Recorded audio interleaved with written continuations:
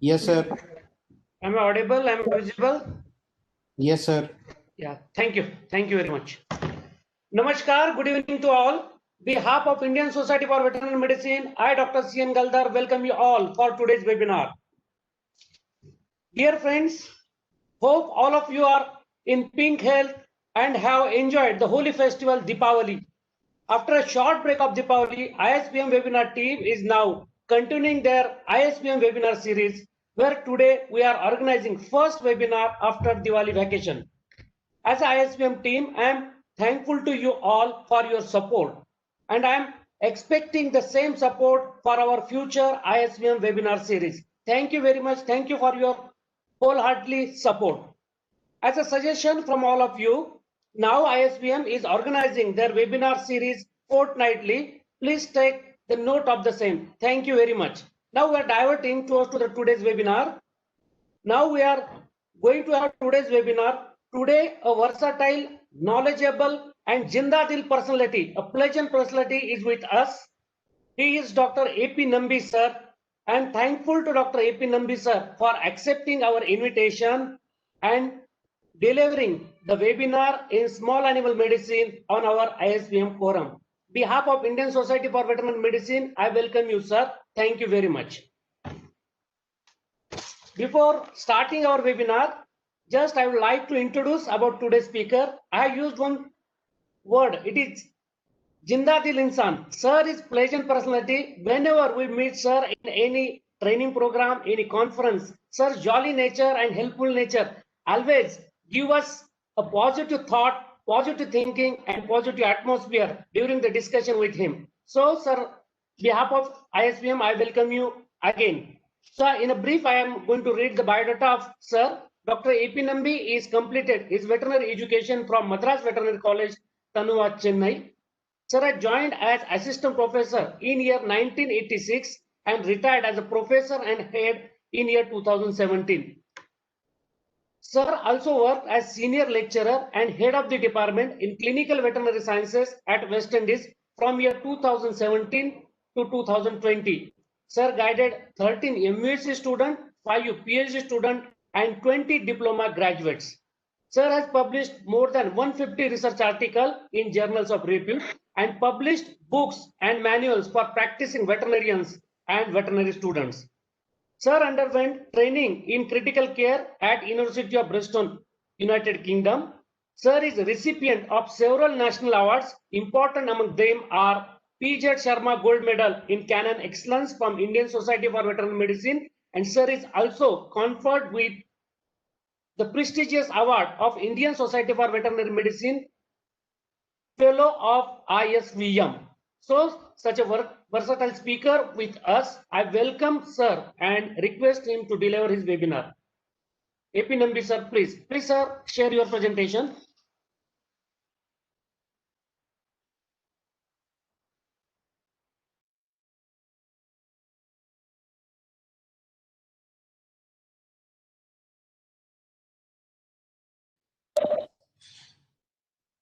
Kindly unmute yourself, sir.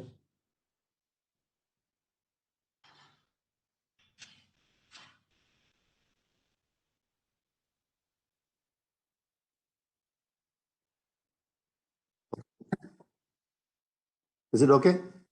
Yes, sir. Okay.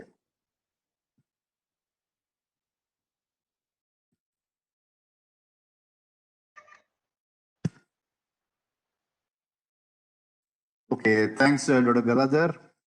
It gives me a great pleasure to be on this platform, ISBM platform. And let me have first tell my greetings to all my fellow ISBM people, and wish you all a safe life during this COVID times. The topic given to me is approach to the investigation of GI diseases in small animals. And as you all know that GI diseases account to more than 40 to 50% of caseload in any hospital when it comes to small animal practice. It's a very important disease from the practitioner's point of view. And therefore, I chose this topic so that I can talk about how to investigate GI diseases in, small intestinal diseases in small animals. So when we have small intestinal diseases, we have various clinical signs and different presentations, and from diarrhea to in anorexia to ascites, various types of clinical signs. And most of the signs cannot be pathognomonic for any one disease. That is one. And we have very many diseases which are not included in GI disease, which can cause signs of GI diseases. Those things have to be differentiated. So it always becomes very elaborate diagnostic work when it comes to small intestinal disease, especially if it is a chronic disease.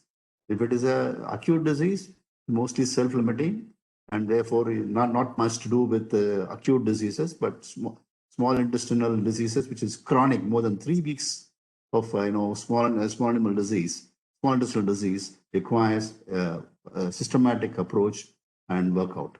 And what is important is, as a whole in India, we have not developed very many diagnostic tests to have a final diagnosis.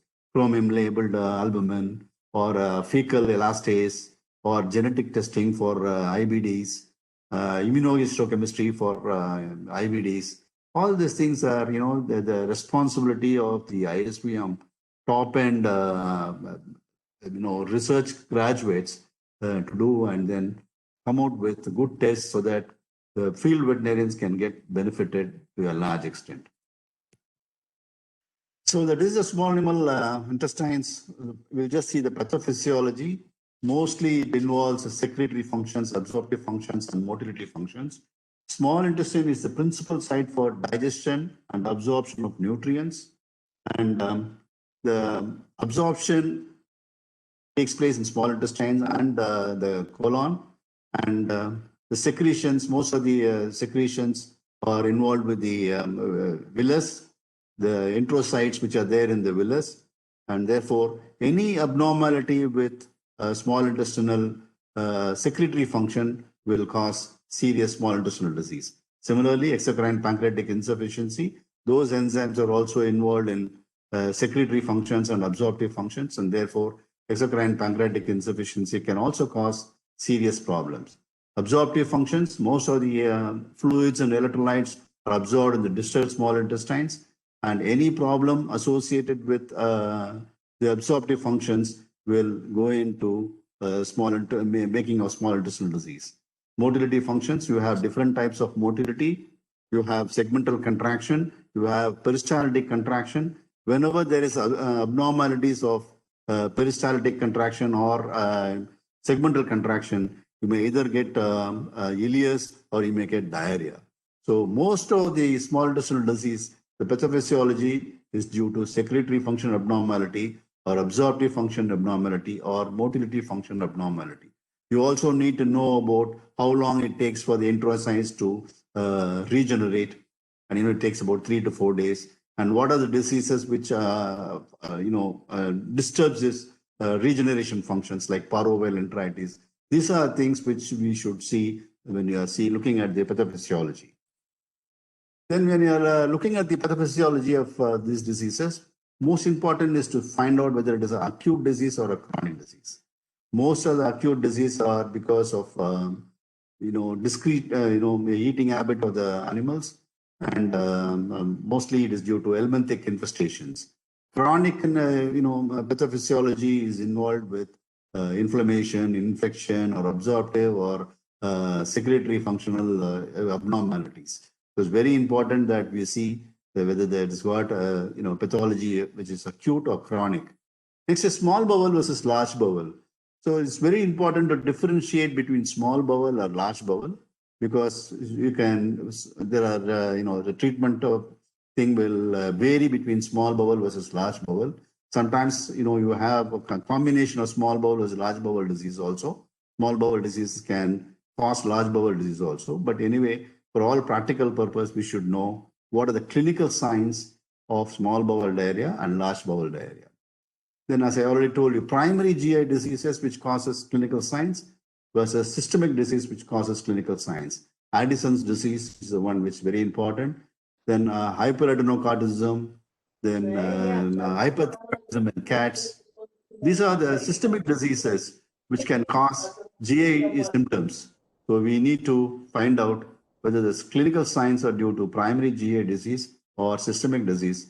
So invariably, whenever you are having a chronic disease, we will have to rule out all systemic diseases so as to come to a final diagnosis. And systemically well or systemically unwell, it's very important to know that a case is being brought with acute diarrhea. If it is systemically well, it requires only rest, and it requires only symptomatic treatment. And supposing if the same dog is presented with acute diarrhea, which is systemically unwell, there is something radically wrong. It might be having a shock or sepsis. So it requires a vigorous therapy. Also, it requires a better diagnostic approach. So the pathophysiology involving viral infections, parvoviral infection, here the whole villus atrophy is there till the basal membrane is getting affected. So there's absorptive dysfunction as well as regeneration is affected. I told you enterocytes require 3 to 4 days to regenerate, and that regeneration is affected in parvoviral gastroenteritis. Whereas corona, only the tip of the villus is affected, and so only there is absorptive defect. So it's a self-limiting disease. Corona is a self-limiting disease, and therefore it is less serious than parvoviral enteritis.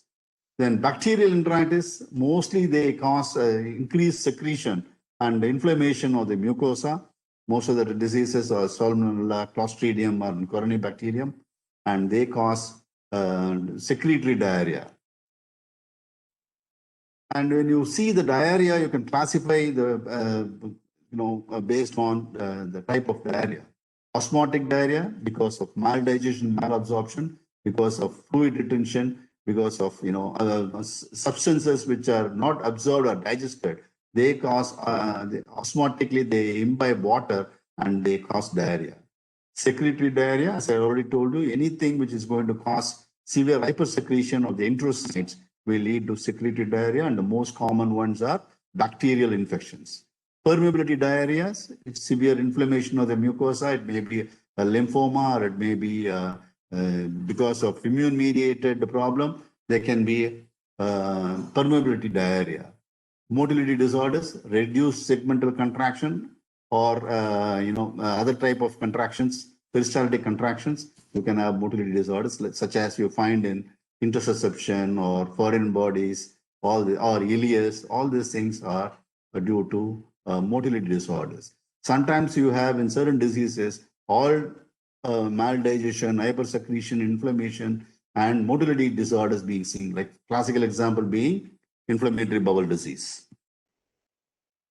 The clinical signs normally you find in small intestinal disease are anorexia, abdominal discomfort, ascites. Usually ascites, we always think about liver is a sole responsibility for causing ascites, but protein losing enteropathy can also cause ascites. Borborygmus, that increased intestinal sounds. Dehydration. So you will have to find out which of the diseases you have dehydration, which of the disease you don't have dehydration. For example, parvo, you will be having dehydration. In case of hemorrhagic gastroenteritis, you may not have dehydration. There's only a vascular compartment is compromised. So you need to know which diseases will have dehydration, which disease will not have dehydration. Diarrhea. So we have all seen the nature of diarrhea, frequency, color, consistency, the small bowel, large bowel. So you need to know about all these things to find out what typically is wrong with the presented case. Flatus, melena, it's a digested blood. So melena is definitely suggestive of ulcerative disease or intestinal tumor, or it can be obstructive disease. So any problem where you find melena, you need your list of differential diagnosis very large. Polyphagia, sometimes even simple diarrhea might have polyphagia, but you need to rule out diseases like hyperadenocorticism and things like that to find out whether it is extra GI disease or it is GI disease. Vomiting, sometimes though it is an enteric disease, Most of the enteric diseases are also you find vomiting. For example, exocrine pancreatic insufficiency or pancreatitis or low-end obstructive disease in the small intestines. In all these conditions, you find vomiting. Weight loss, failure to thrive. This is again very, very important. Weight loss and failure to thrive in IBDs. The animal may look normal, but there'll be weight loss. So we need to find out severe absorptive function abnormalities. You find weight loss and failure to thrive. So history and clinical science are a major part of any disease, and like that, it is also very important for small intestinal disease.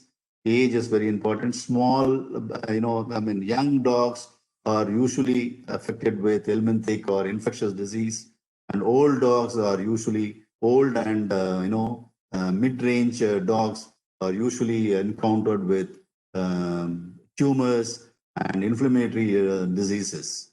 So again, breed is another very important aspect. You see, German Shepherds are highly prone for exocrine pancreatic insufficiency. Also, they are prone for antibiotic responsive diarrheas, and terriers are classical for IBDs. So it's a lot of breed association is there in SI diseases. We must keep abreast of all the breed which are associated with small intestinal disease. Sex, of course, not much, but still there are a certain percentage of more in female dogs like in Addison's.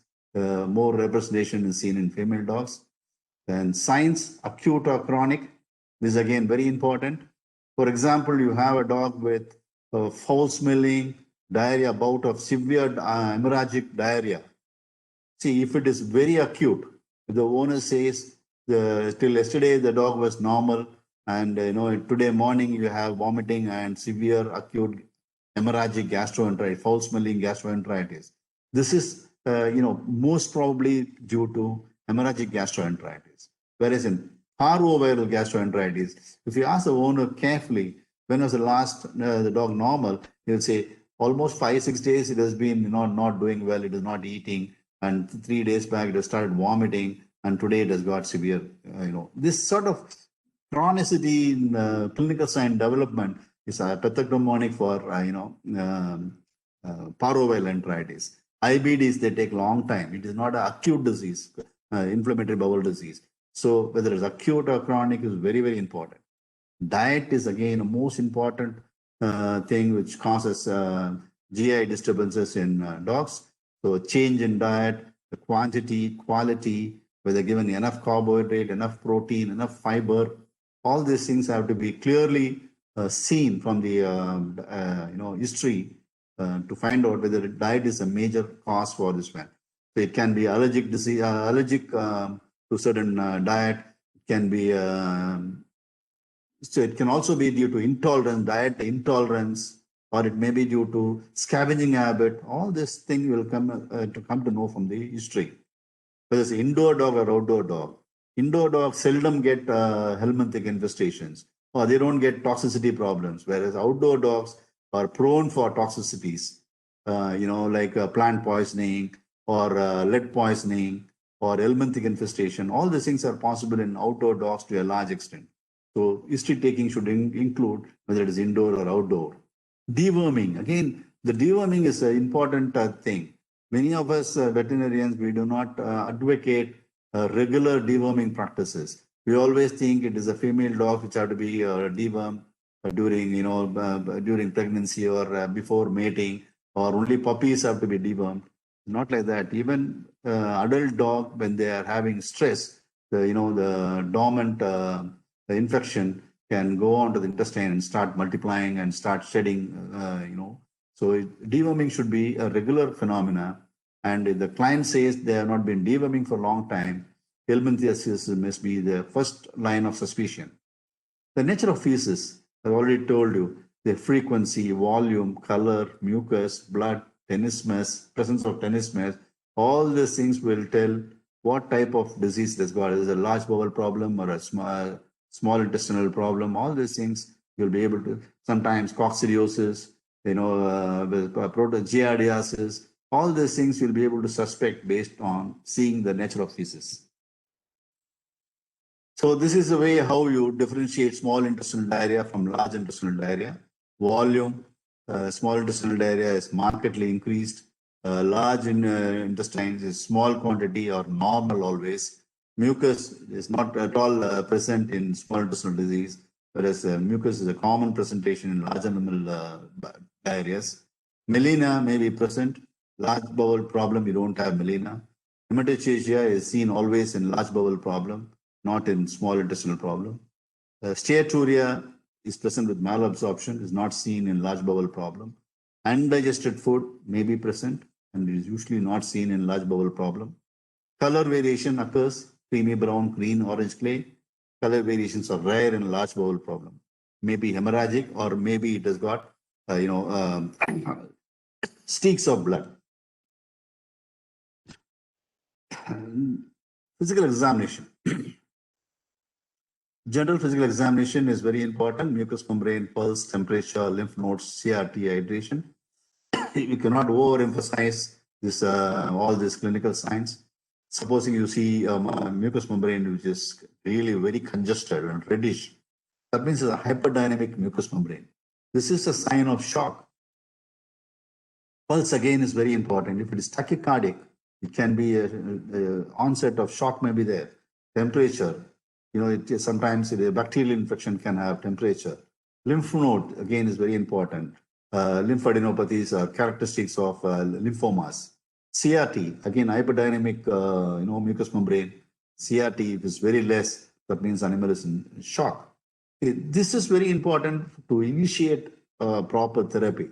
In a case of where there's going to be a hyperdynamic mucous membrane, you require to give shock dose of fluids. Like it should include crystalloids as well as colloids. Whereas if CRT is normal, a simple Ringer's lactate will be enough. Hydration, you should see the hydration status of the animal to give appropriate fluid therapy. Examination of all body system is important, with a special emphasis on abdominal palpation and rectal examination. Abdominal palpation gives you lots of ideas about organomegalies, their foreign bodies, interoception, then the intestinal wall thickness. All these things will be able to appreciate by doing abdominal palpation. Then you can find out, sometimes impacted colon. All these things can be easily demonstrated by abdominal palpation. Rectal examination is very good for finding out, all large bowel problems, such as, polyps or, rectal strictures, or, you can also palpate the colon, and you can palpate the prostate, which sometimes causes, constipation and things like that. So a proper abdominal palpation and rectal examination will give a lot of insights into what is going on in your patient. So based on your clinical science, based on your history taking and clinical science and physical examination, you have a problem list. What are the problems you have encountered? For each problem, you should have a list of differential diagnoses. As your list of differential diagnoses goes bigger and bigger, that means the chances of missing your diagnosis is going to be lesser and lesser. So you should develop the habit of writing down the problem list and a list of differential diagnosis, possible differential diagnosis to start with. As you go on in your life, as you get experience, your list of differential diagnosis will grow. And you should have, based on a list of differential diagnoses, you should have a diagnostic plan. Your diagnostic plan should be logical. It's not necessary that for all your differential diagnoses, you should have a complete plan of diagnosis. For example, a German Shepherd dog is brought with acute diarrhea, foul-smelling diarrhea. Then the possibility that it can have exocrine pancreatic insufficiency is in 1 in 100. Whereas if another animal, the same clinical signs are brought, the chances that it can have exocrine pancreatic insufficiency is in 1 in 1 lakh. So for a dog, which is not a German Shepherd, you need not try to diagnose exocrine pancreatic insufficiency. for the German Shepherd, it is very important to include exocrine pancreatic insufficiency in your list of differential diagnoses. So your diagnostic plan should be logical.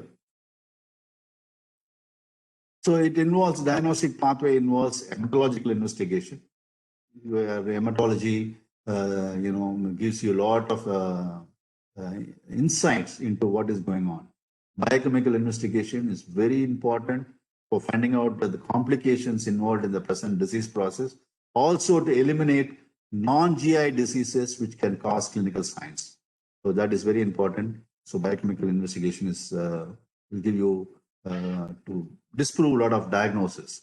Urine analysis, again, which is again being missed by many veterinarians, which is the cheapest one to do, we are not doing.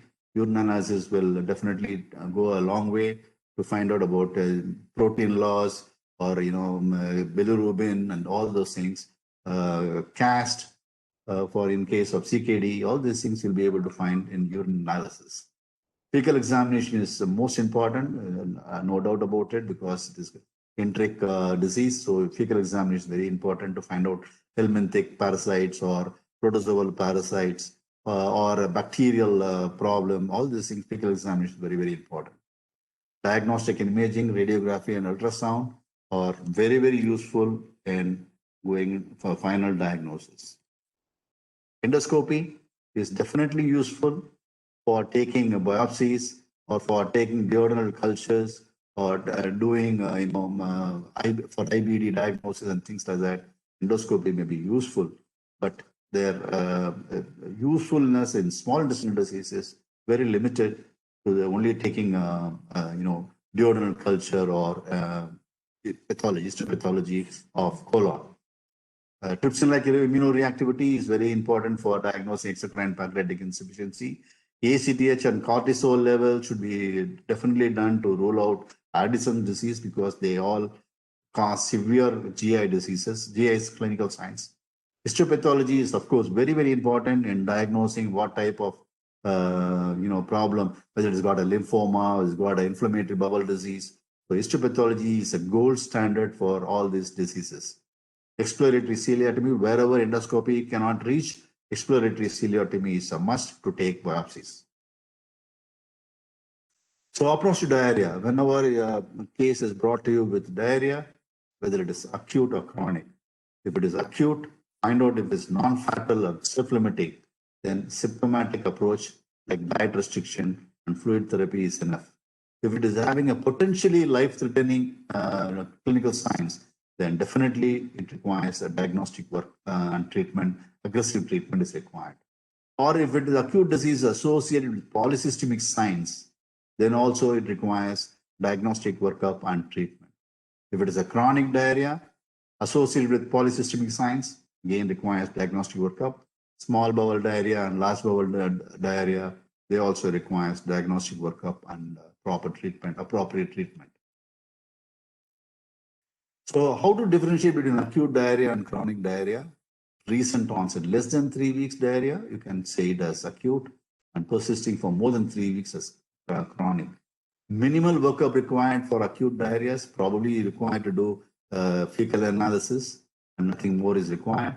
And a chronic diarrhea, you should do a lot of workup is required to determine the cause. Non-fatal self-limiting acute diarrhea, and in fatal systemic signs and acute diarrhea, large bowel, usually chronic diarrhea is large bowel. Treatment is symptomatic and acute diarrhea. Chronic diarrhea, it's based on what type of problem the patient has, it differs. So acute diarrhea, first you find out whether it's systemically well or unwell. So that is very important. If it is systemically well, it doesn't require any treatment, it just rest is enough. And if it is systemically unwell, then it requires symptomatic therapy with fluid therapy and things like that. And a physical examination, and look for presence of fever, pain, dehydration. Oral cavity examination is very, very important because especially in cats, there can be foreign bodies tied to the base of the tongue. It can be a linear foreign body. The one end can be in the oral cavity, the other end can be in the intestine and causing plication, so which is very difficult to diagnose other than physical examination. Abdominal palpation, auscultation for abdominal sounds, they're all very important in case of physical examination.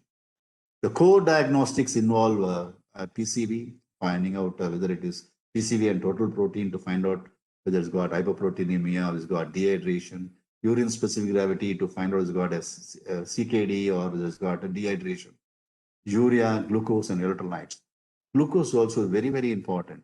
See, glucose is important because unless you have glucose and there's hypoglycemia, there is no necessity for us to include glucose in your intravenous fluids.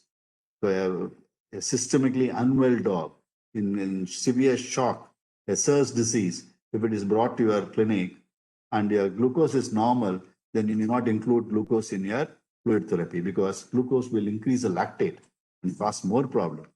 So only if there's hypoglycemia, less than 40 milligram per deciliter, then you're required to put a bolus of glucose in your fluid therapy. Electrolytes, again, is very important. This is sodium or potassium in Addison's disease, or for giving fluid therapy, required to find out whether you have to include potassium in your Ringer's lactate and things and so on. So those are the core diagnostics will help you in formulating treatment protocols. Fecal flotation is very, very important to find out helminthic infestation, giardiasis, and things like fecal direct smear usually is very helpful in finding out bacterial infections. Fecal cytology is again important for finding out various other problems like coccidiosis, giardiasis, or bacterial spores, all these things. Fecal cytology will be helpful. Further diagnostics, abdominal radiographs. You do not overemphasize the use of abdominal radiographs. It's useful for so many things like foreign bodies, intussusception, then peritonitis, peritoneal fluid accumulation because of severe protein losing enteropathy. All those abdominal radiographs will be helpful. Thoracic radiographs to rule out metastatic lesions or to rule out cardiac diseases which can cause clinical signs.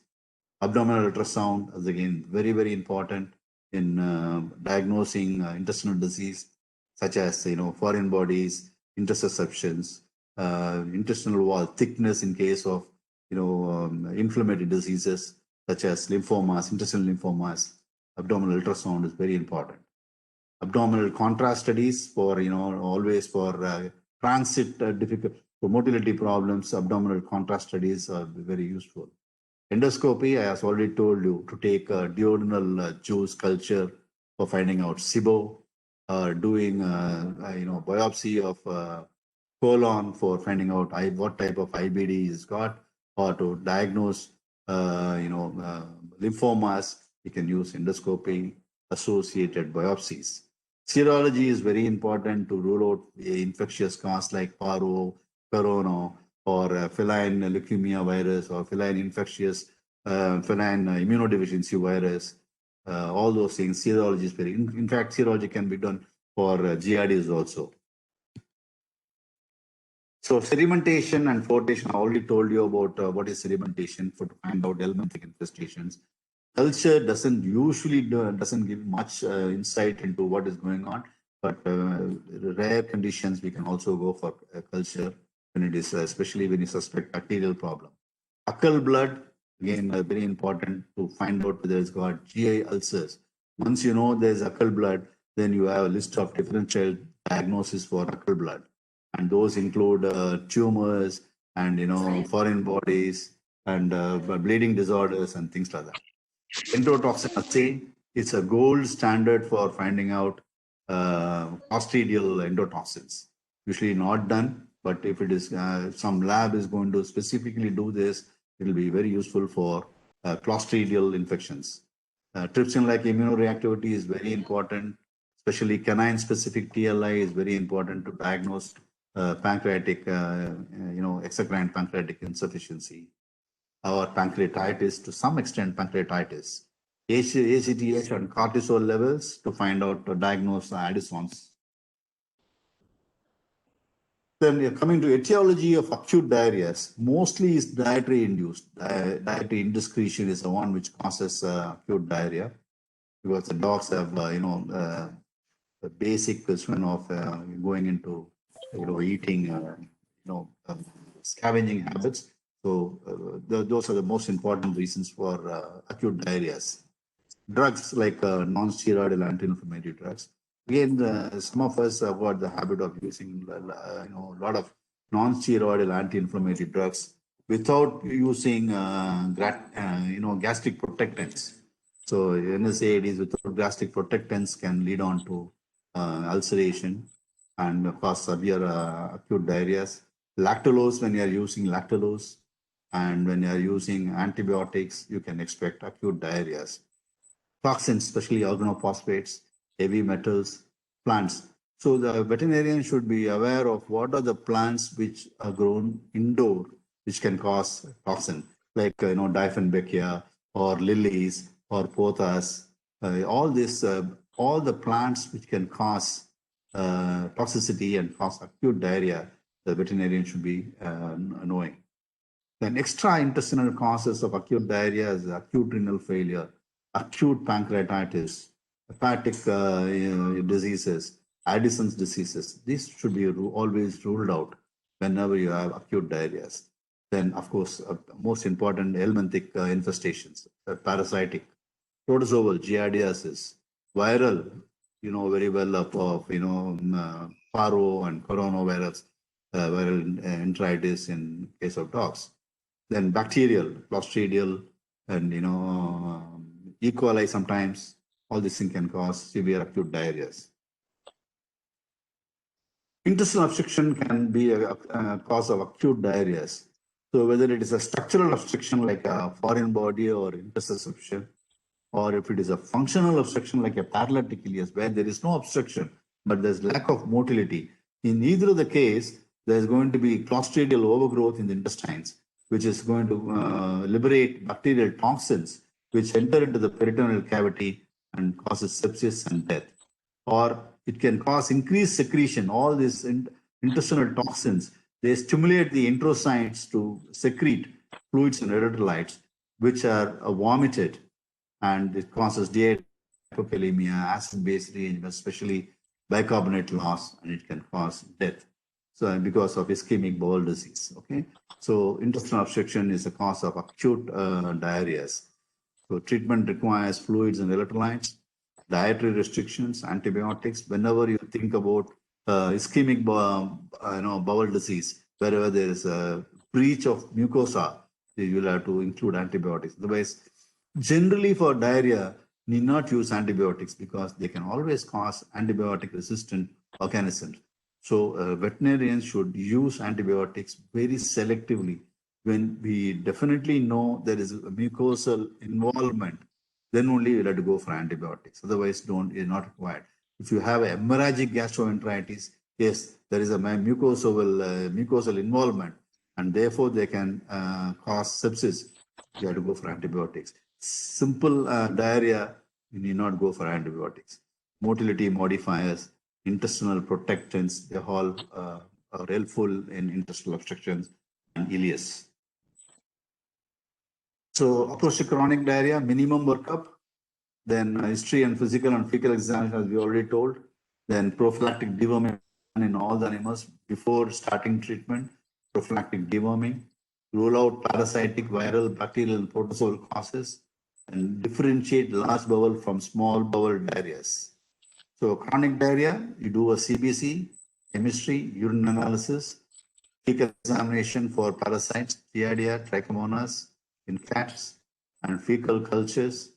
And if you find parasites or Giardia, metabolic diseases, or exocrine pancreatic insufficiency, or bacterial problems, specific therapy should be done. Otherwise, you can go for trypsin like immunoreactivity and cobalamin to find out whether there is exocrine pancreatic insufficiency. If it is not there, TLA is normal and cobalamin is normal, then you can go for abdominal ultrasound, and you can give empirical therapy if you don't find any positive result. Find out protein estimation, hypoproteinemia. So whenever you have pan-hyperproteinemia, that is both globulins and albumin or less, then you should rule out liver as a cause or renal hypoproteinemia. Then you can rule out by doing liver function test and renal function test, and looking for urine protein. All those things you'll be able to find out whether the protein loss is due to protein losing enteropathy or protein losing nephropathy or protein loss because of liver disease. So protein losing enteropathy, intestinal cause should be biopsy should be done, and if it is protein losing enteropathy. The normal protein, again, intestinal biopsy should be done and appropriate therapy advocated. So minimum database, underlying systemic disease, to rule out underlying the systemic disease, then complications, and evaluate abnormal leukogram and protein losing enteropathy. This is the minimum database you should have to rule out all these three things. So history, physical examination, and additional diagnostics involved to evaluate chronic bowel diarrhea, or T4 to rule out hypothyroidism. Mostly it's hyperthyroidism in cats, not in dogs. Feline, leukemic virus, feline infectious peritonitis, all the things, the serology can be done. Feline immunodeficiency virus, toxoplasmosis in cats. All these things all the top can be done only for cats. T4, serology for FELV, FIP, FIV, toxoplasmosis for cats. Bile acids, ACTH stimulation test for dogs, and serology for, if it is required for corona and parvo, can be done for dogs. So first one is differentiate whether it's maldigestion or malabsorption. It is very important by doing it is exocrine pancreatic insufficiency, or whether it is inflammatory bowel disease, or whether it is small intestinal bacterial overgrowth. You will know what it is only by differentiating maldigestion from malabsorption. Serum trypsin-like immunoreactivity is a gold standard for diagnosis of exocrine pancreatic insufficiency. Fecal proteolytic activity assay is not being done in a country, to as much as I know, or at least before till about 3 years back. I don't know what they're doing now. It's very important. It's a gold standard for protein losing enteropathy. So whenever there is evidence of hemorrhage, it may be due to oral hemorrhage or nasal cavity hemorrhage, like you find in epistaxis in all blood protozoal disease, or pharyngeal or anything, you should know where the hemorrhage is from. GI ulceration, if you find melena and vomit acid, if it has blood, then you'll have to think about the following differential diagnosis. Can be uremic ulcers, or because of severe hepatic disease, or severe gastritis, neoplasia. Shock, again, is very important. In any SIRS disease, you'll have GI ulcerations. Mucosal turnover will be there because blood supply to the GI tract is shunted, and therefore you'll have ischemia and GI ulcerations. Addison's disease, thrombosis in any diseases where you have thrombocytosis or thrombocytopenia, can have thrombosis, drug-induced, and foreign bodies.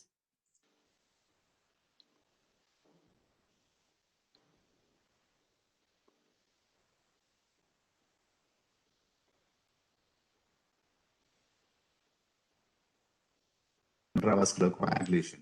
So these are the things we'll have to find out. You have a gastric ulcer or a bleeding disease. Rule out hemostatic disorders. So normal hematological abnormalities will go a long way to give you a lot of inputs. For example, microcytic anemia is very classical for iron deficiency anemia because of blood loss. Macrocytosis in cats is due to IBDs. So it gives you a lot of ideas. Eosinophilia is seen in endoparasites, hypersensitivity, inflammatory bowel disease, and Addison disease. You have eosinophilia. Neutrophilia you find in inflammatory diseases. Leukopenia you find CPV or a severe sepsis. This is again very, very important. Leukopenia or leukocytosis is very important. See, for example, hemorrhagic gastroenteritis, you don't have leukopenia. So only in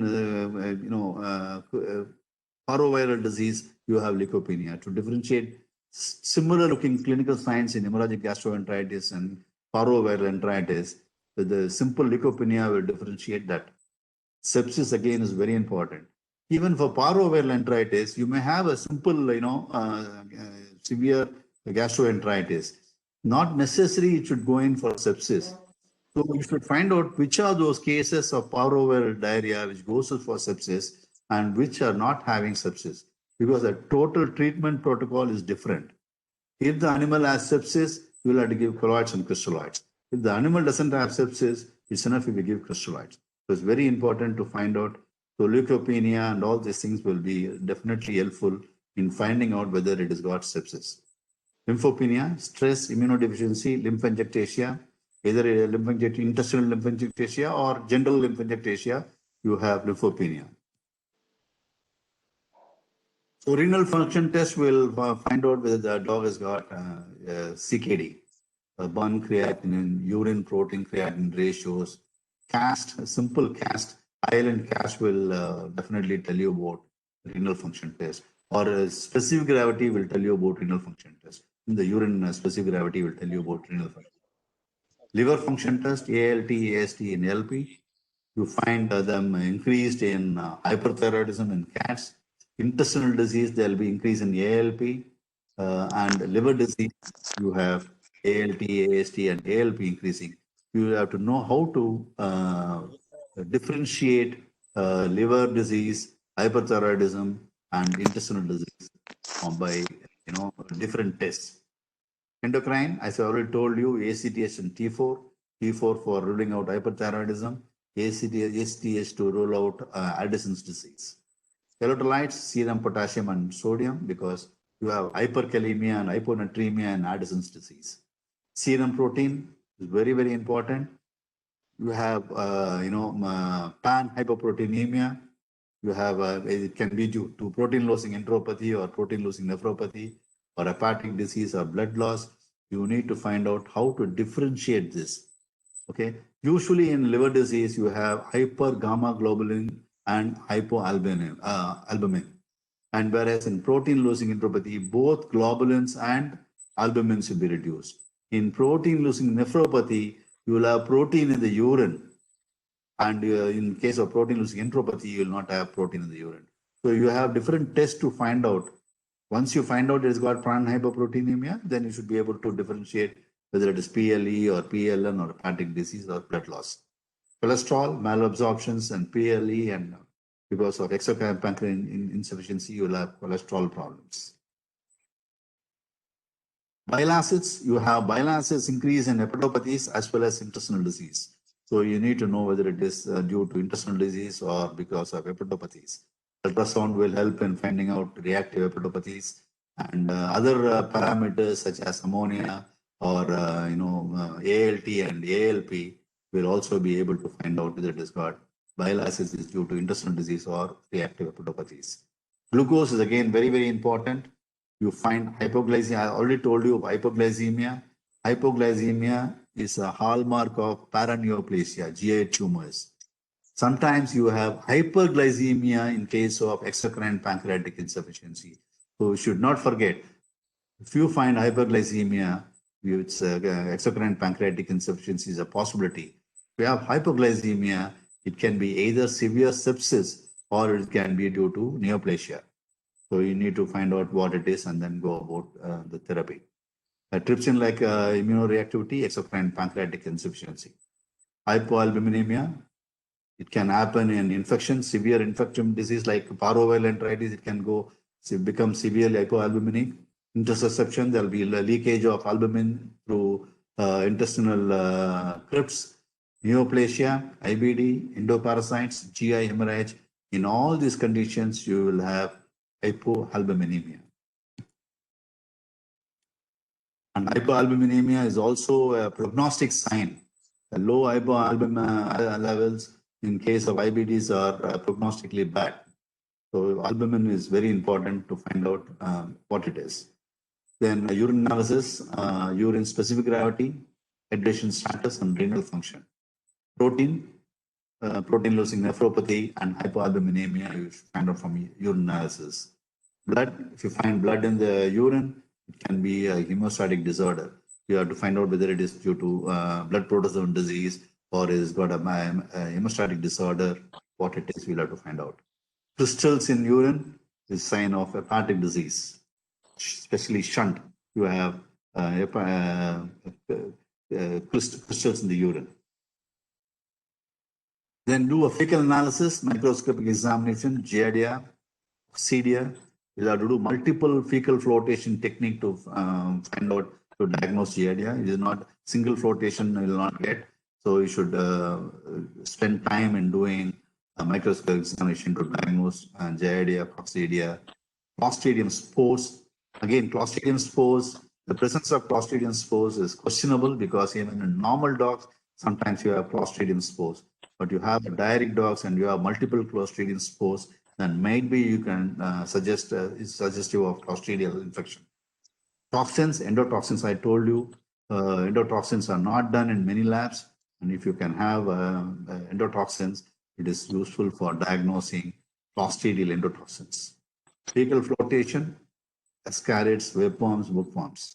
Undigested feed, again, it is not at all done nowadays because they are not very pathognomonic for diagnosing EPI, because you have a gold standard is exocrine for exocrine pancreatic insufficiency is TLI. So undigested feed in the fecal analysis may not be, giving you much rewards. Survey radiography was very important for foreign body, mass, obstruction, free peritoneal gas. Whenever there is penetration, you will have peritoneal gas. Decreased serosal integrity wherever that means that there is, either peritoneal fluid in the abdominal cavity or this inflammatory bowel disease, where both you have decreased serosal integrity. Thoracic radiography to rule out metastatic spread or cardiac diseases. Contrast radiography is done for GI transit obstructions, especially linear foreign body obstructions. You require contrast radiography. And sometimes you have sliding intersusceptions where you require contrast radiography. And for mass, all those things you have, you require contrast radiography.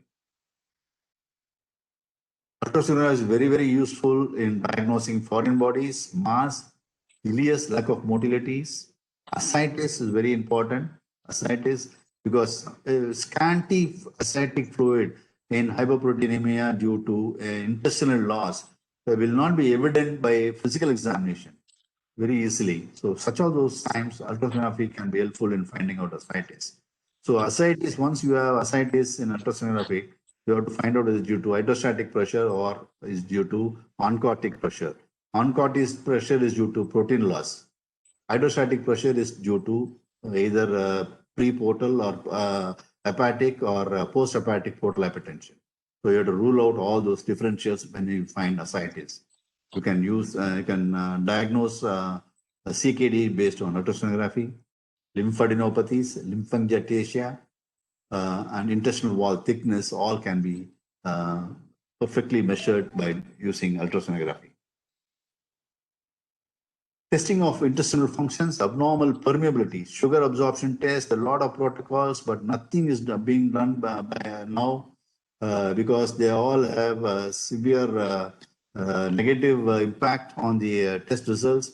So mostly they are not being done now. And also it's very time consuming, and most of the tests, once you give a dual sugar solution and do immediately start doing a urine examination for the presence of sugar for abnormal permeability is not such a good test nowadays. Fecal elastase is an excellent test for finding out abnormal permeability, but that is again not there in our country. Malabsorption, serum folate and cobalamin is an excellent tool to find out malabsorption and whether it is due to exocrine pancreatic insufficiency or whether it is due to SIBO or whether it is due to intestinal disease. Serum folate and cobalamin estimation is going to be very, very useful. Dysmotility, whenever you have dysmotilities, you can go in for a radiography. Of course, biopsy is a gold standard for histopathology, and biopsy is gold standard for inflammatory bowel disease, and lymphomas.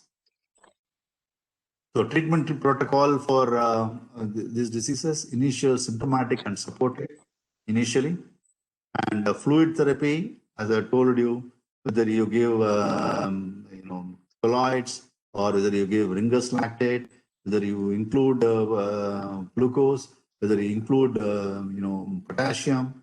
It all depends on your primary workout, like hydration, finding out whether it is SIRS disease or normal disease, and so on and so forth. And based on that, fluid therapy should be done. And fluid therapy can be given orally also. Once if the animal is able to tolerate oral intake, you can give fluid therapy orally also. Dietary modification is very, very important.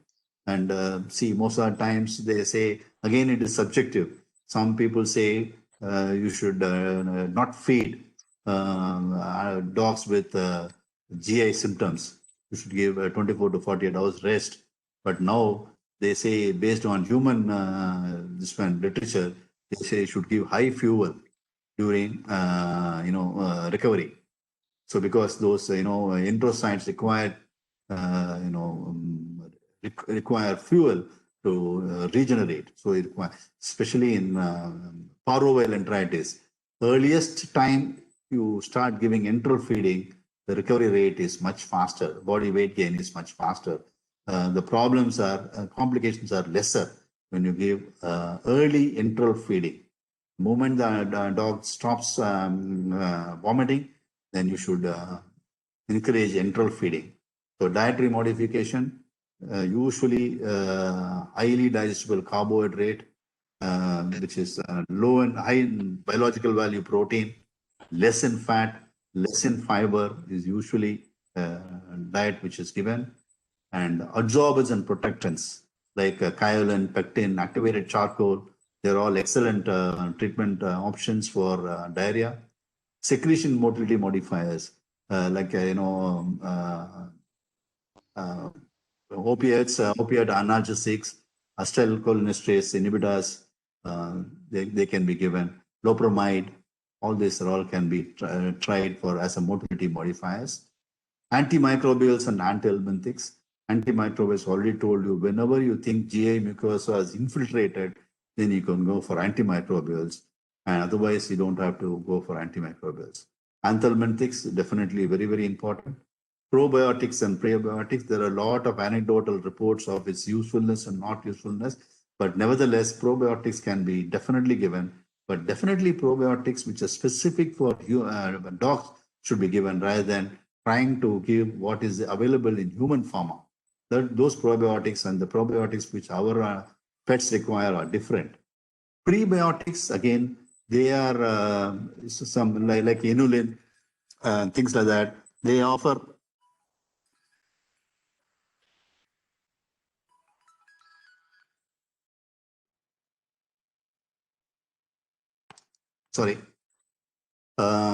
they offer a lot of advantages in giving, prebiotics when given like that. They're useful in giving short chain fatty acids. So when short chain fatty acids are there, the colonic irritation is very less. So prebiotics can be given, probiotics can be given. Immunosuppressives like prednisolone or cyclosporins, they're all excellent drugs for immune-mediated diseases like inflammatory bowel disease. They are the drug of choice. Then what are the small intestinal diseases? We have seen small acute diarrheas and chronic diarrheas. And what are the other small intestinal diseases which you come across in our practice? We find exocrine pancreatic disease, malabsorption, protein-losing enteropathy, inflammatory bowel disease, food allergy, small intestinal bacterial overgrowth, and intestinal fungal disease. So exocrine pancreatic insufficiency is not a very common disease, but nevertheless, you do get exocrine pancreatic insufficiency in dogs, and because of deficiency of pancreatic enzyme. A repeated insult to the pancreas can cause exocrine pancreatic insufficiency, resulting in maldigestion and reduced absorption. Etiology: idiopathic Acinar cell atrophy, can be viral disease or immune mediated or toxins or ischemia. Any of those things can cause exocrine pancreatic insufficiency.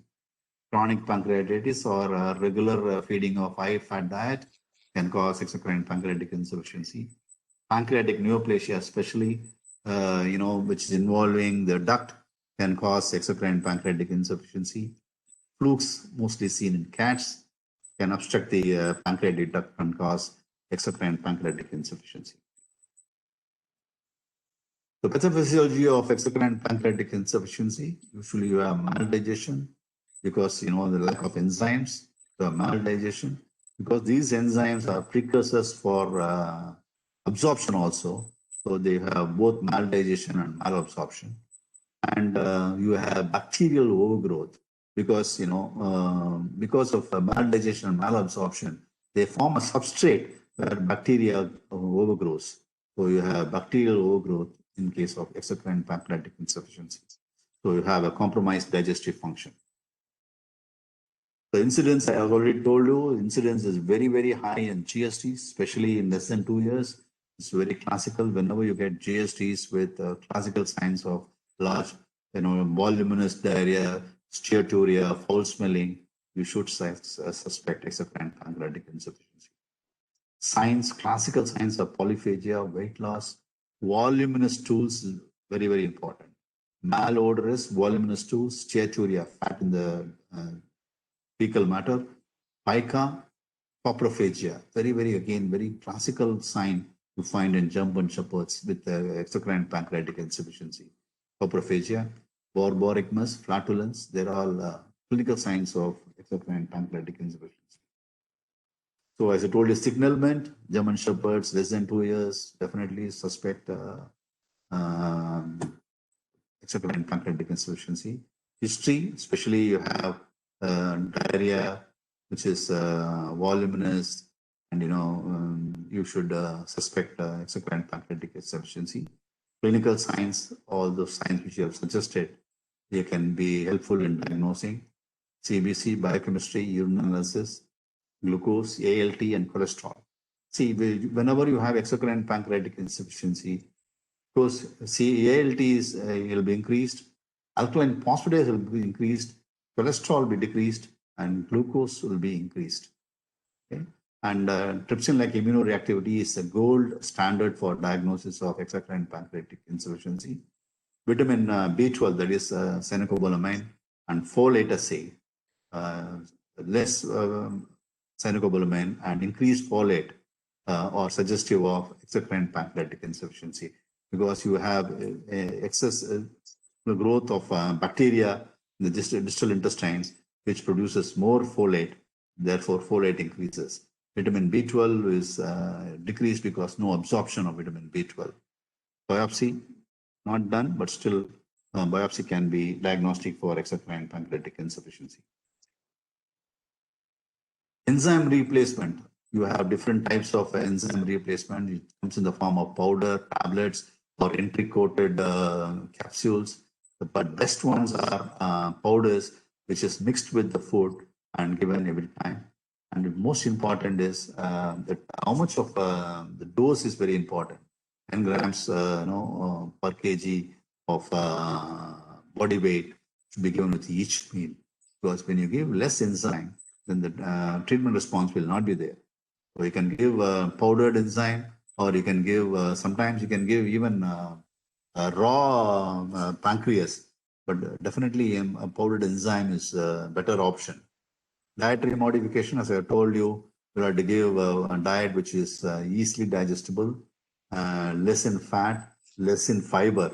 You have to give vitamin supplementation because very important. These enzymes are very important for vitamin A, K, and E absorption. So you will have definitely these vitamins will be deficient. So you'll have to give vitamin supplementation. Then antibiotics, of course, cyanocobalamin should be given. Antibiotics, because antibiotics, there is bacterial overgrowth, you have to give antibiotics. The choice of antibiotics usually is, potentiated amoxicillin and metronidazole are drug of choice for antibiotics. Sometimes you can also go for doxycycline because doxycycline has got a double enterohepatic cycle, and the active principle is available in the duodenum, and it is also immune modulator, and therefore you can give doxycycline also. So diagnostic evaluation of malabsorption with the serum cobalamin and serum folate. So look for history and examination, fecal examination and cytology. No giardiasis, no parasites. And look for a large bowel or small bowel. If it is small bowel, do a CBSE and hematology profile and urine analysis. Find out whether it is polysystemic disease or whether it is a maldigestion or malabsorption. In both maldigestion and malabsorption, serum TLI will be able to differentiate between maldigestion and malabsorption. If I have a low serum TLI, then it is maldigestion. If it is a normal TLI, then it is a malabsorption. And further malabsorption, further evaluation and characteristics will be found out between B12 assay and folate and ultrasound, X-ray, endoscopy, laparotomy, drug elimination trials. All should be done to find out what type of malabsorptive disease is there. So usually the importance of cobalamin and folate, increased serum folate is in bacterial overgrowth.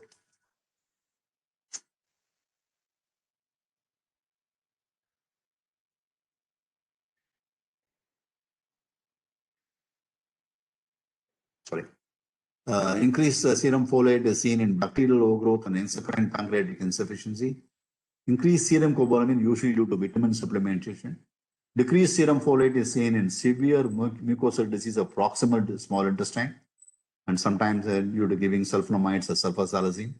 And decreased serum cobalamin is seen in mucosal disease and bacterial overgrowth, exocrine pancreatic insufficiency, and absorption defects. All the things we find. So cobalamin and folate is very, very important in the diagnostic evaluation of small intestinal disease. Abdominal ultrasound, we have already seen what is the advantage of doing abdominal ultrasound, radiographs to rule out neoplasia, foreign body intussusception, contrast for finding out motility disorders, eliminating diet trial to find out whether it's got food intolerance or feed allergy is there, eliminating diet trial, endoscopy, biopsy, duodenal juice culture, mainly for diagnosing small intestinal bacterial overgrowth. Breath antigen test is not being done. So again, it's not a test which is recommended now. Occult blood test can be done. And as I told you, newer tests like chromin labeled albumin test for diagnosing PLE. The only problem is it's it's not available for regular labs, and it's a radio labeled drug, so it's human hazard is there. Fecal ELISA alpha 1 proteinase inhibitor assay. This is an excellent gold standard. Single test can diagnose protein losing enteropathy. It's not being done in India. I already told you about the dual sugar absorption test for finding out intestinal permeability with the lactulose and ramenose. Again, this has been discontinued even in developed countries. They have improved tests like fecal elastase test for finding out intestinal permeabilities. Hypoglobulinemia and hypoalbuminemia, we've already seen that whenever you have low globulin and hypoalbumin, because albumin is the one which gives oncotic pressure, so you have ascites, edema, then it also goes in for hypercoagulable state and thrombosis. Severe hypoglobulinemia and hypoalbuminemia will really lead on to all these sorts of problems. So etiology, any ulcerative disease or inflammatory bowel disease, neoplasia, infection, lymphatic obstruction can have severe hypoglobulinemia and hypoalbuminemia. Diagnostic chromin labeled albumin test, fecal alpha 1 proteinase inhibitor test. Of course, the fat and starch staining, X-ray film digestion, plasma turbidity test, all is not being done nowadays. Inflammatory bowel disease, most common cause of chronic malabsorption is idiopathic inflammatory bowel disease, IBDs. It's almost similar to human Crohn's disease or IBDs, which you find in humans. Common histopathological features named based on type of infiltrates. the lymphocytic, plasmacytic, or eosinophilic, or Gallanomatous enteritis. Depending on the type of histopathology report, you name the IBDs. Etiology, hypersensitive to various antigens. It can be hypersensitive to parasites, bacterial, diet, drugs. There are different hypotheses. Most of them are saying there's a genetic possibility that these animals have prone for the normal, bacterial diet and drugs can become hypersensitive to and cause IBDs. So clinical signs, diarrhea, especially large bowel diarrhea, weight loss, as I told you in the first initial. So weight loss history is very important. You find IBDs, weight loss is here, steatorrhea, vomiting, borborygmus, flatus, halitosis. These are all classical signs of inflammatory bowel disease. Anorexia, loss of litter training in cats, ascites because of severe loss of protein. It can cause ascites. Diagnosis, histopathology is mainstay. Feed trial to rule out food allergy and food intolerance. Blood biochemistry to find out panhypoproteinemia. And of course, your related diseases like renal disease and hepatic disease should be ruled out by doing blood chemistry. Cobalamin folate assays to find out whether it has got IBDs. Blood hydrogen test was not being done. Rule out EPI because see, if you have EPI and IBD, it is a poor prognostic sign. Treatment, hypoallergic diet, because those are the one which causes IBDs, and they're thought to cause allergic reactions and cause IBDs. So hypoallergic diets. Hypoallergic diet can be a single protein, single carbohydrate. Those cats don't tolerate, so cats single protein, and dogs can have a single carbohydrate and single protein, which the animal has not taken usually. It can be, turkey. It can be rabbit. It can be fish for dogs. Potato as a carbohydrate, or you can go for a commercially available diet where the molecule size is lessened, so that the antigen is not recognized. So such of those hypoallergenic diet can be given. Glucocorticoids, either cyclosporins or sulfasalazine, or you can give azathioprine or cyclosporin. All those things can be given. Antibiotics, I already told you, metronidazole and potentially amoxicillin, or you can go because even in IBDs you have SIBO, and azathioprine, immunosuppressive drug. Vitamins, most important, cyanocobalamin should be given. Fat-soluble vitamins should be given. Diet easily digestible carbohydrate, omega fatty acids. Omega fatty acids are helpful in reducing the severity of IBDs because they cause soothing of, they promote short chain fatty acids and soothing of colon. So food allergy is another very important cause for diarrhea in dogs. Any food can be potentially antigenic. Okay, so food sensitivity, it can be food intolerance, dieting indiscretions and reactions and concurrence of first exposures to food substances, and basically food intolerance or non-immunology. Okay, and food allergy is hypersensitive to ingested antigen, and immunology, it has got an immunological basis. It's very important to understand whether it is food intolerance or whether it is food allergy. And food allergy is classically a disease which starts between 6 months to 3 years, where a food allergy can occur at any time. The common allergens in our practice: beef, milk, fish, lamb, wheat, chicken are the most common allergens encountered in pet animals. Of course, fish for cats, because fish is a hypoallergic diet for dogs. So fish is allergic to, cats are allergic to fish. So these are the common allergens. The clinical signs are vomiting, diarrhea, weight loss, flatulence, anorexia, colitis. Okay, diagnosis, serology, See, we don't have serology testing in India where we do, for various antigens. Intradermal testing is also not available in our country, but you can extrapolate from human medicine. All this beef, fish, lamb, wheat, chicken antigens can be got from human allergy clinics, and we can do intradermal patch test. Of course, gastroscopic testing we don't do in our country. Endoscopically, you inject on the mucosa and find out that any reaction is there. Intestinal permeability and dietary trials are best way of diagnosing food allergy. Treatment: hypoallergenic diet, sacrifice protein source, antihistamines, omega fatty acids, and glucocorticoids. Small intestinal bacterial overgrowth, usually seen in in the proximal small intestine, secondary to stasis, obstructions, ileus, and IBDs. Secondary to defects in local immunities. Small intestinal aerobic bacteria changes to anaerobic population. There's a total change in the bacterial profile in the small intestine. They consume the nutrients, degrade the bile acids, and damage the mucosa, leading to malabsorption and diarrhea. Clinical signs: GSTs are most commonly affected, seldom seen in cats. There's weight loss, intermittent vomiting, small bowel diarrhea. So rule out other causes like EPI, foreign body obstruction. Low B12 and high folate levels are very pathognomonic for SIBO. So breath adhesion is not done. Culture of duodenal juice is a gold standard, but you should have endoscope facilities and you should be able to take duodenal juice and culture. That is a gold standard for SIBO.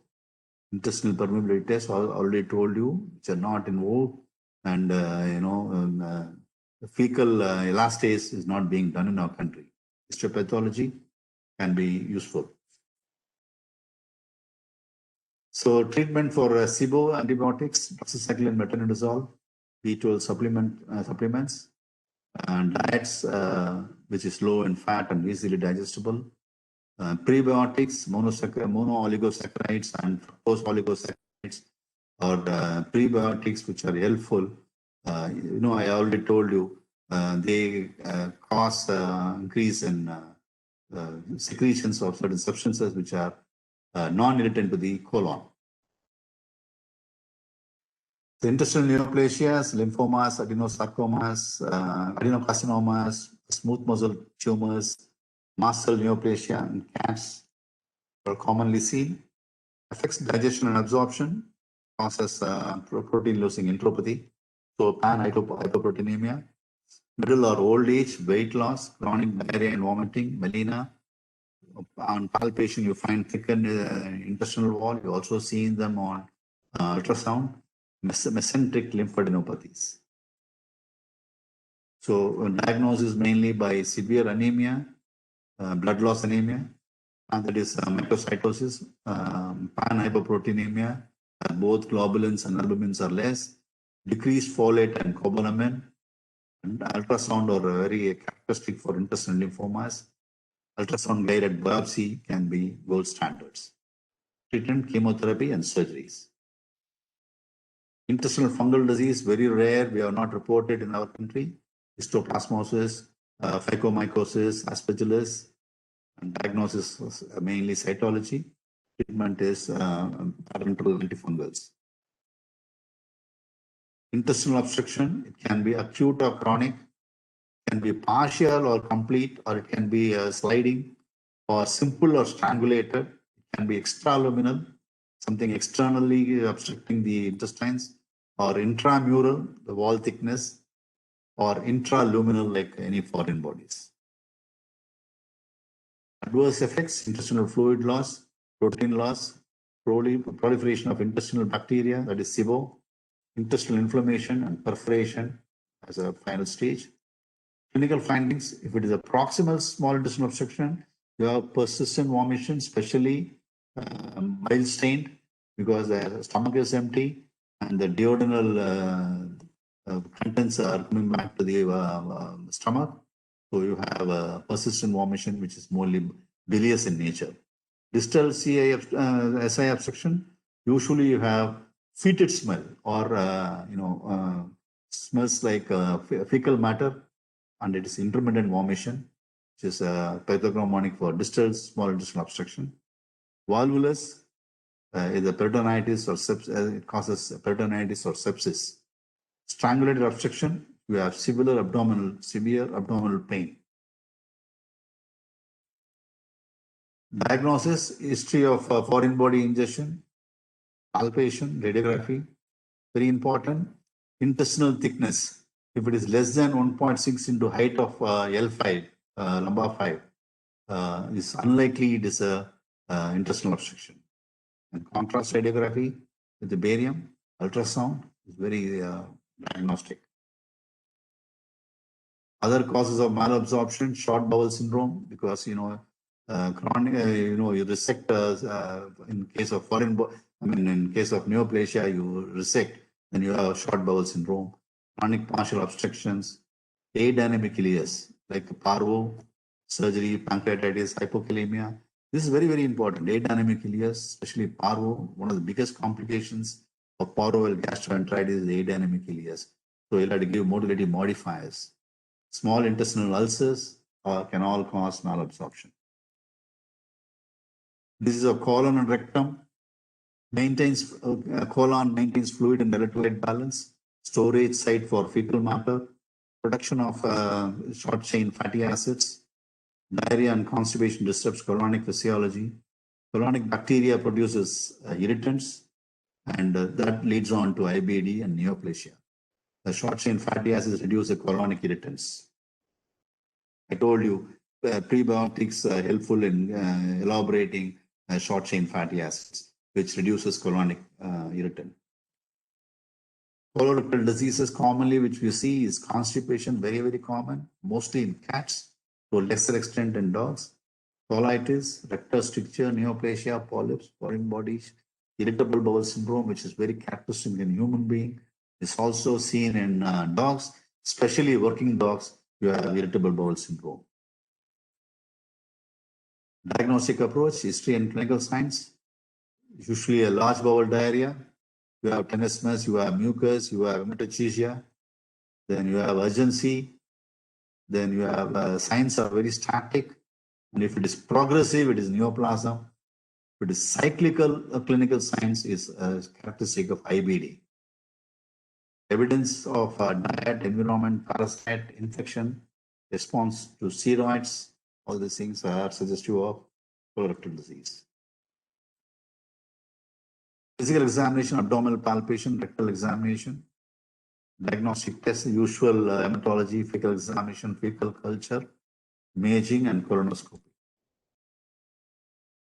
Acute colitis is self-limiting, symptomatic treatment, low fat, highly digestible feed at frequent levels, fiber supplements, and antidiarrheals like diphenolate and loperamide. Parasitic colitis, fenbendazole for 3 days. Bacterial colitis, antibiotics, amoxicillin, metronidazole is a drug of choice. So idiopathic chronic GI disorder, infiltrative, infiltration of inflammatory cells in IBDs, mucosal immune system, and genetic causes are thought about like in humans. Diagnosis by exclusion for other diseases like parasite, dietary sensitivity, infections, neoplasms, and of course, gold standard is biopsy. Chronic colitis, dietary management, hypoallergic diet, highly digestible diet like mycelium, high fiber diet like pumpkins, medical managements, non-steroidal anti-inflammatory drugs, classically sulfasalazine, but you have a lot of side effects of sulfasalazine like keratoconus, hypothyroidism, all those things. So mesalazine is an improved drug which doesn't have all these side effects, steroids and antibiotics. Other motility disorders, intussusception. You all know very much about intussusception. What is very important is diagnosis sometimes is misleading because of sliding intussusception. So that you'll have to be very careful. Irritable bowel syndrome, constipation, megacolon. So constipation, megacolon are very common in cats, idiopathic. Orthopedic causes are pelvic fractures, spinal cord injury, especially in cats. Neurological dysautonomia. Usually dysautonomia involves myasthenia gravis, You have, classical ophthalmic signs of, third eyelid protrusion and things like that in case of dysautonomia, neoplasia, aphragmatic hernias, foreign body, diverticulums. Then clinical signs of constipation, painful defecation, hematochezia, dilated feces, repeated visit to the litter box, unable to pass motion. These are all the typical of constipation. So hydration status should be seen, hypokalemia, because hypokalemia is a very important reason for constipation. So hypokalemia, hypercalcemia, tumor, any tumor, abdominal tumor can cause severe hypercalcemia and lead on to constipation. Thyroid function test, hypothyroidism in cats, imaging, colonoscopy. Therapeutic plan, dietary management, water enema, oral and suppository laxatives, colonic prokinetic agents, erythromycin low dose, 10 milligram per kg body weight, ranitidine, bethnicol, then improved drugs like ticagrelor, misoprostol, prucalopride are all latest drugs which have got colonic prokinetic agents which are very good in megacolon and constipations. So take home message. So you have to rule out whether it's an acute disease or a chronic disease, whether it is a small bowel disease or large bowel disease, how to differentiate them. You have to differentiate maldigestion from malabsorption by doing serum folate and serum cyanocobalamin estimation. So extra GI diseases, you'll have to rule out like UPI, then SIBO, IBD, obstructive disease, you should appreciate. Parasitic, viral, bacterial, fungal causes of diarrhea. And of course, fluid therapy is a mainstay of intestinal disease. Antibiotic, whether it's required or not, and in case when it's required, how to dose them and things like that. Motility modifiers, intestinal protectants, steroids, immunosuppressive drugs, diet modification. And I told you serum albumin less than 2 gram per deciliter, poor prognosis with IBD. Cobalamin should be supplemented whenever there is serum cobalamin is less. Especially cobalamin should be always given in cats with diarrhea. Whether there's a serum cobalamin is less or not, you will have to give cobalamin in case of cats. Okay, so whenever you find serum cobalamin is less, you have to give cobalamin supplementation. Increased pancreatic lipase in dogs with IBD, I already told you, is a bad prognosis. Mucosal protectants, misoprostol. So I already told you, when we give non-steroidal anti-inflammatory drugs, you get ulceration and you have bleeding and you have all GI diseases like acute diarrheas. So whenever you give non-steroidal anti-inflammatory drug, you'll have to give along with misoprostol. All other drugs cannot be given with for NSAIDs. So all other drugs are protective after ulcer production, but misoprostol,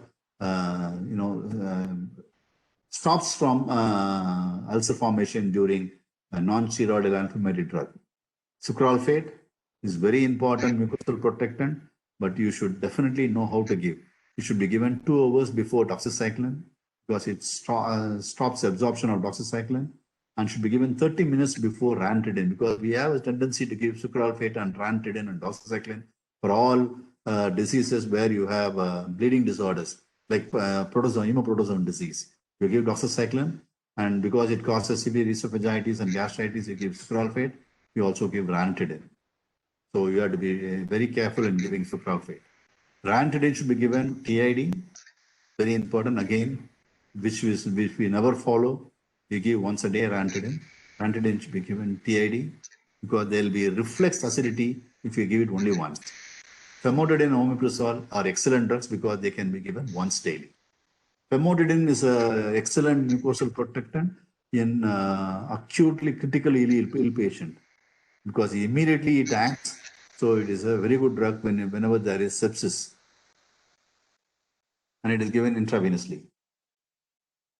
Prokinetics, bethnicol, lower esophageal spectrum, and it has also got effects on rectum. So it's very useful for megacolon and dysautonomias. Pyridostigmine for myasthenia gravis, which has generalized action.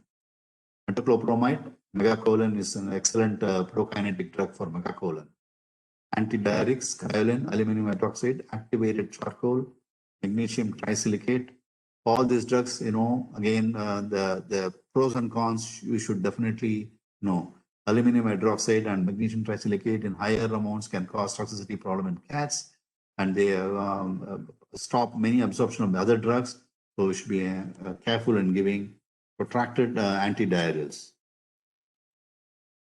Any questions, please? Sir, thank you very much for such a wonderful and nice presentation. Really, it is very extensive but very helpful for all of practicing veterinarians and the budding students, sir. So there is some Thanks. questions from. Please. I'm going to take the questions very quickly, sir.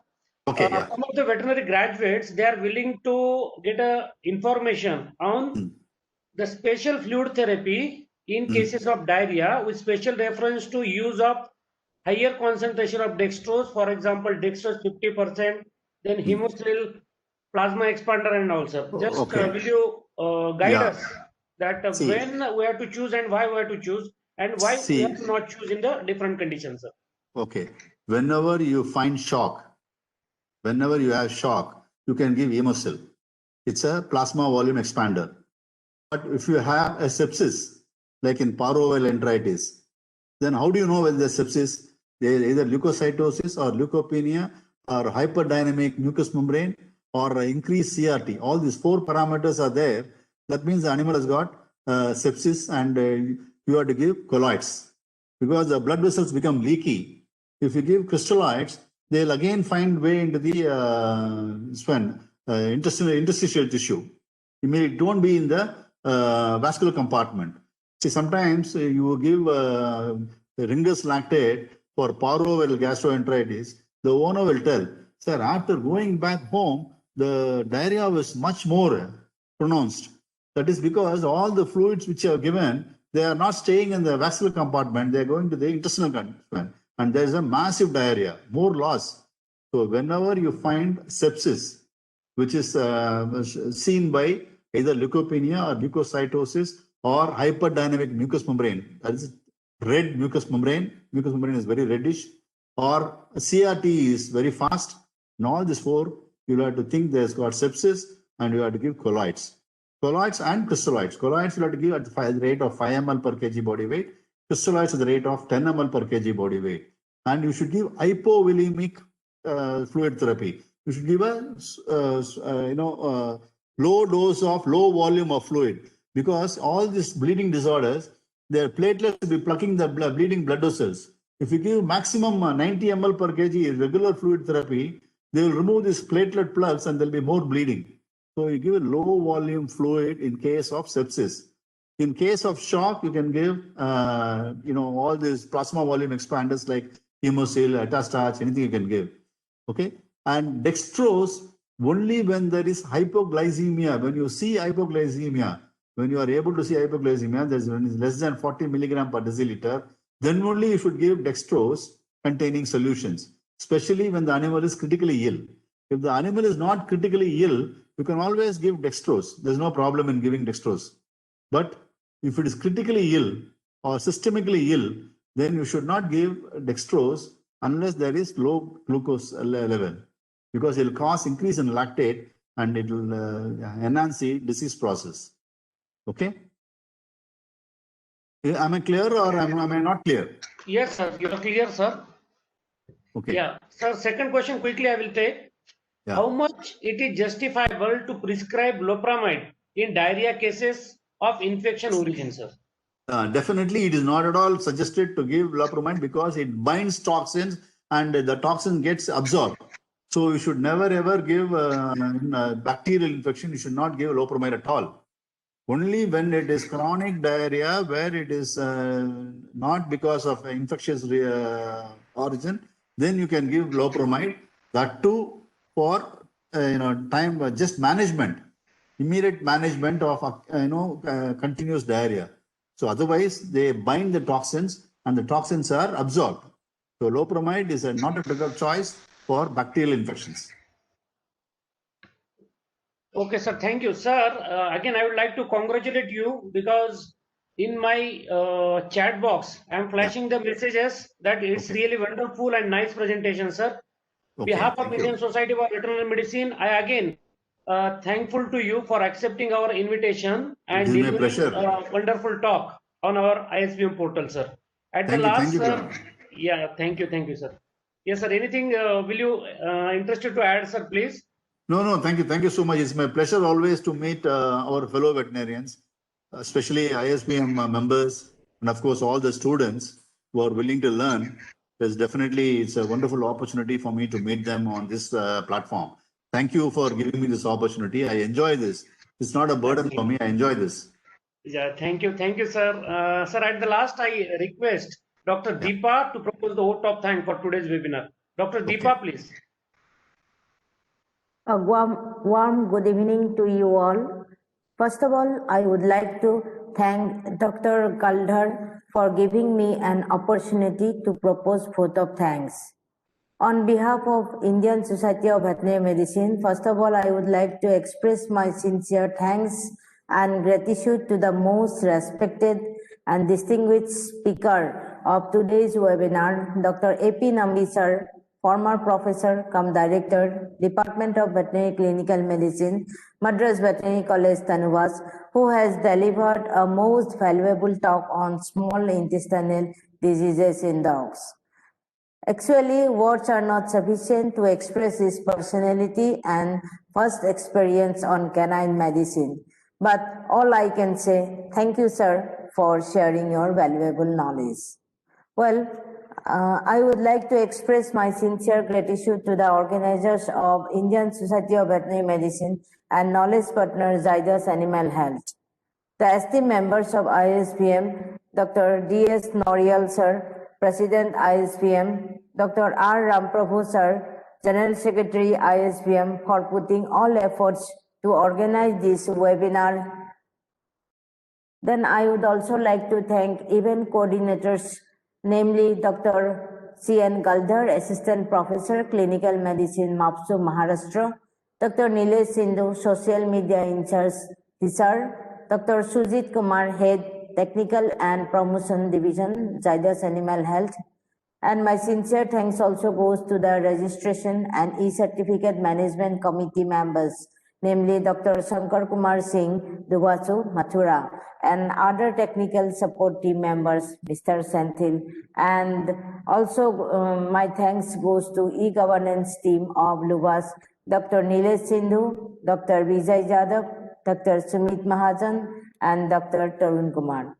At last, not the least, I must thank all the participants for patient hearing of this webinar, and I hope that this webinar will be of immense help to add something to your knowledge. Lastly, I thank you all for successful organization of this webinar. Thank you all. Thank you, Dr. Deepa. Again, there is some one announcement from my side. On 19th, we are organizing webinar on cardiac diseases. All of you are requested to participate in the webinar. Thank you. Thank you, Nambi sir, for being a part of this webinar and delivering a wonderful talk. Thank you. Namaskar. Thank you. Thank you very much.